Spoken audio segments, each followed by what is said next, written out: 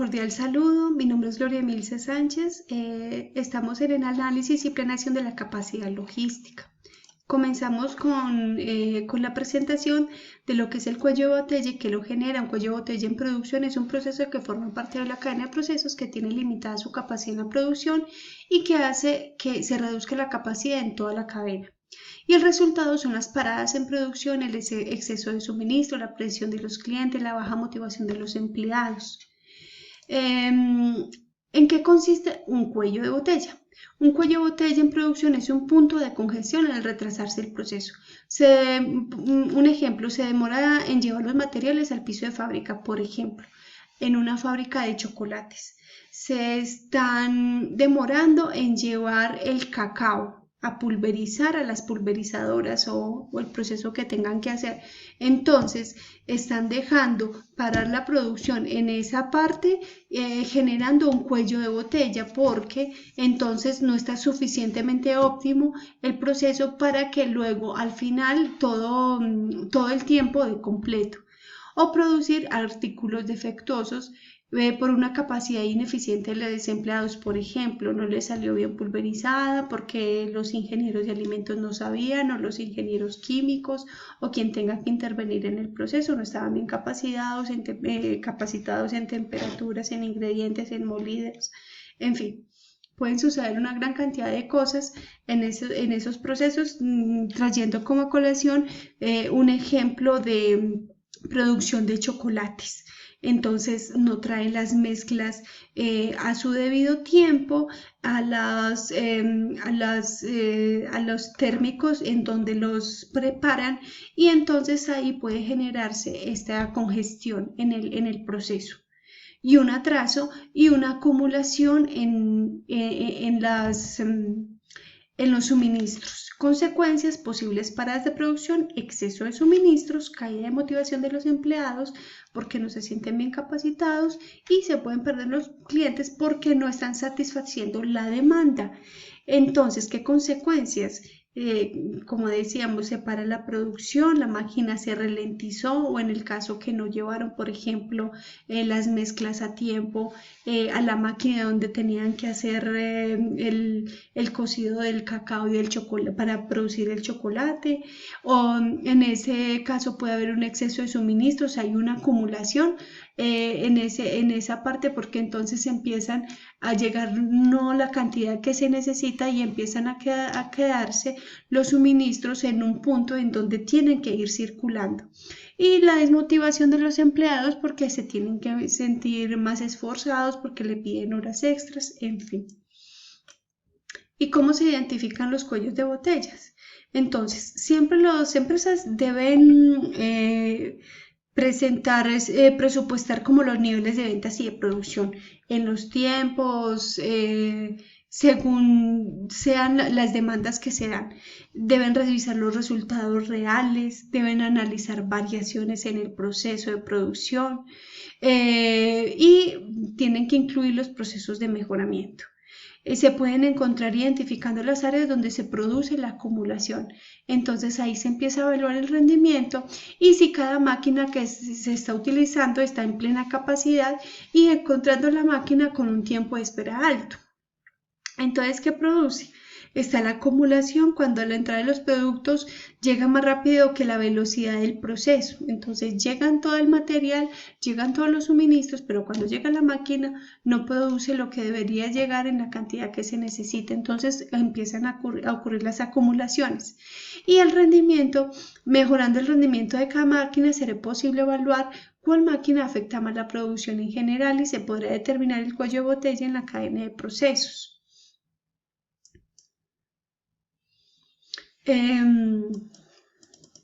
¿Cómo se identifica?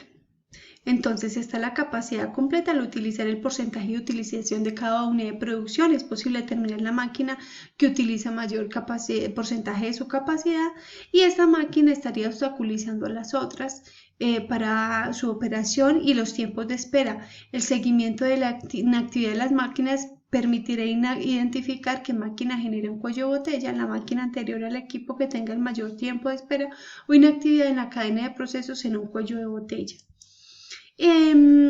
pasamos ahorita a un ejemplo. Supongamos que tenemos 4 pasos en un proceso productivo. Entonces, este proceso en el paso 3 es el cuello de botella, lo podemos observar acá. Con una capacidad de solo 70 artículos por hora, lo tenemos acá determinado sobre la línea roja.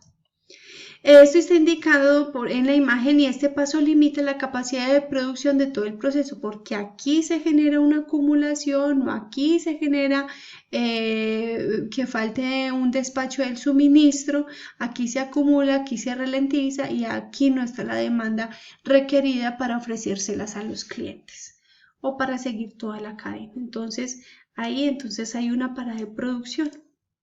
Pasamos a la teoría de las restricciones, siempre se ha o llamadas también TOC, Theory of Constraints, siempre se ha comparado el sistema productivo con una cadena cuya resistencia a la ruptura se basa precisamente en la resistencia de cada uno de sus eslabones. La cadena resulta ser tan fuerte como el más débil de sus eslabones, entonces siempre se tiene que estar pendiente en dónde está la debilidad, porque allí radica la fuerza de la producción.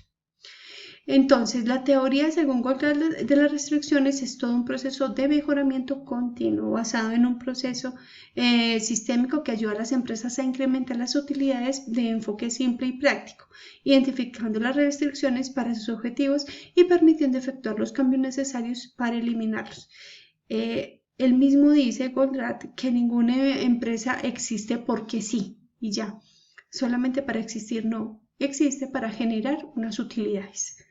Entonces, por eso el proceso de mejoramiento continuo, porque le interesa es estar mejorando sus utilidades. A su vez, Morales establece que las empresas que utilizan la teoría de restricción como herramienta para el mejoramiento continuo de sus procesos, PMC, logran fortalecer su competitividad a nivel de calidad, servicio al cliente y bajo costo, logran también la reducción en el tiempo de entrega, mejoran el cumplimiento de las fechas de entrega, reducción en los inventarios, incremento en las ventas y el incremento en las utilidades netas. Tipos de restricciones. Están las físicas, cuando la limitación está relacionada con un factor tangible en el proceso de producción. Están en las del mercado, cuando el impedimento está impuesto por la demanda de los productos o servicios. Y en las políticas, cuando la compañía ha adoptado prácticas o procedimientos, estímulos o formas de operación que son contrarias a su productividad. La teoría de las restricciones como filosofía de gestión imprescindible en la toma de decisiones y la importancia de su aplicación para excelente gestión de las restricciones en la cadena logística. ¿Cómo se identifica, por ejemplo, las restricciones? En el caso del sistema de transporte en Colombia, la apertura económica ha generado un aumento grandísimo en el transporte nacional. Una de las grandes dificultades que tiene nuestro país para cumplir o para ser más eficiente en toda esta materia de exportación precisamente sucede en el transporte, porque el 70% de nuestras mercancías se mueven por vía terrestre y no es que las vías de Colombia estén en las más óptimas condiciones, aunque en los últimos años con todas estas vías, rutas del sol y todos estos mejoramientos, pues ya ha habido una gran diferencia. Sin embargo, si vamos, por ejemplo, al punto de origen de donde se sustraen las materias primas, es decir, el campo, son pésimas las condiciones de las vías para los campesinos. Entonces ahí ya empiezan a verse unas restricciones en el sistema de transporte cuando se van a sacar los productos para llevarlos a un punto de exportación. Entonces, los empresarios siguen mirando hacia afuera para expandir sus horizontes, unos horizontes productivos, pero necesitan medios de transporte alternativos integrados en una red que optimice con criterios logísticos el uso de soluciones, pueden ser ferroviarias, fluviales y aéreas, ya que las terrestres son bastante difíciles.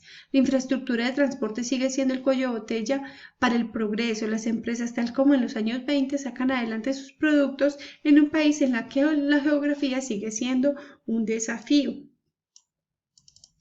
Ejemplo de las restricciones, Colfecar proyectó que un viaje desde Bogotá hacia Buenaventura, que es de 14 horas, toma 5 veces más tiempo por cuenta de una serie de ineficiencias. Fuera de eso, hay 9 peajes carísimos. Y cuando son vehículos de carga grande son más costosos aún. Entonces las dificultades comienzan cuando el transportador lleva el contenedor vacío e inspección antes de cargarlo, una tarea que las empresas navieras que se prestan en rasgos de tiempo apretados de lunes a viernes, los sábados solamente mediodía, vale 15.000 pesos. Bueno, ahora posiblemente pueda valer un poco más.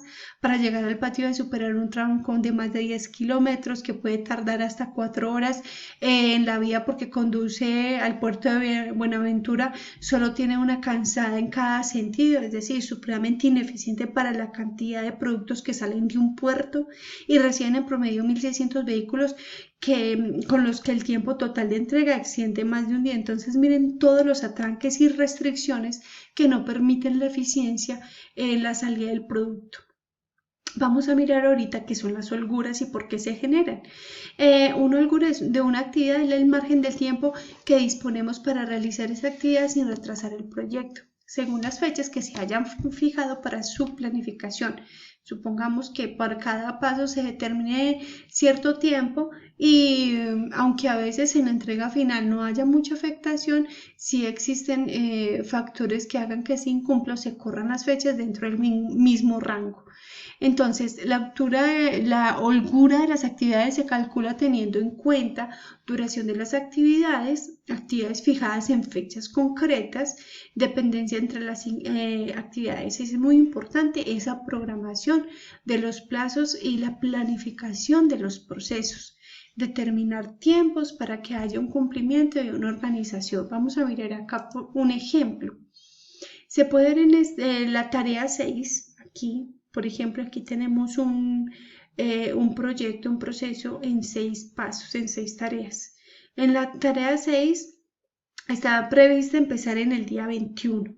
Acá lo podemos observar. Pero podría pensar el 22 o el 25 o el 26 sin afectar la fecha final, que vendría siendo para el 27. Por ello decimos que la tarea 6 tiene una holgura de 3 días, que el 22, el 25 o el 26. Cuando hablamos de holgura de un proyecto podemos distinguir dos tipos. Lo vamos a hacer a través del ejemplo anterior. Sería el tiempo de una tarea que puede atrasarse sin afectar la fecha de finalización del proyecto.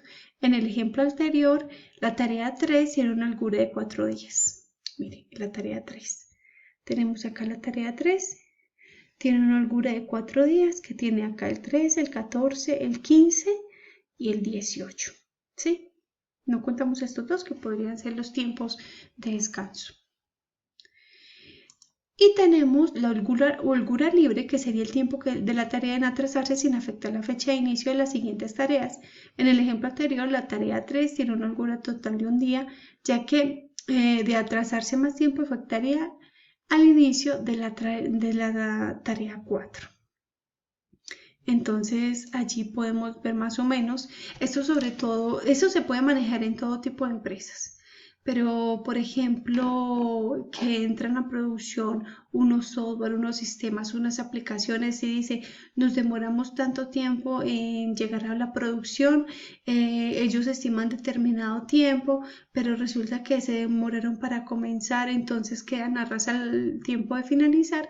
Entonces, podría decirse que allí hay muchas imprecisiones, aunque no se salgan del tiempo de la entrega final, pero no es tan buena pues esta afectación, ya que dentro de la planificación es muy bueno tener controlados todos los tiempos en cada una de las tareas. Muchísimas gracias. Aquí presento la complementación de las fuentes de consulta, además de las que nos sugerían en las bases de datos. Que tengan una buena noche.